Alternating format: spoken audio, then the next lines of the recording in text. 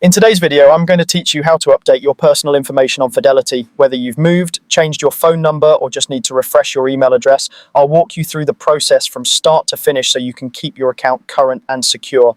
To begin, sign in to your Fidelity account using either the mobile app or the website. Make sure you're on a trusted device and a secure network. If you use two-factor authentication, have that verification method handy so you can complete sign-in without delays.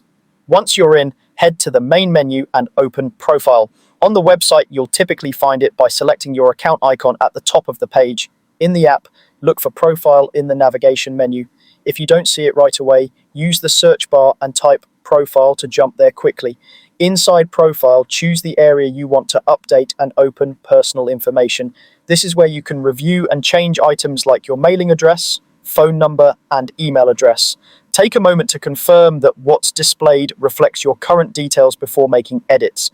Next, edit the fields you want to change. Follow the on-screen prompts to verify your updates.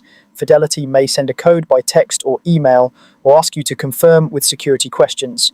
Enter information carefully, including apartment numbers, zip or postal codes, and international country codes if they apply.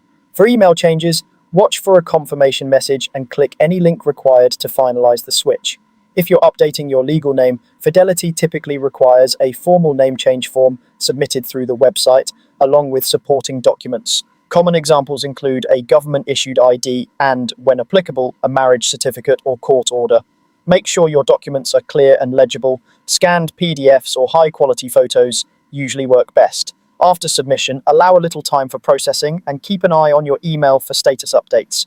When everything looks correct, save your changes. Look for a Save, Submit, or Confirm button and wait for a success message. It's a good idea to sign out and back in or refresh the page to confirm the updates appear correctly. You may also receive a confirmation email summarizing what changed.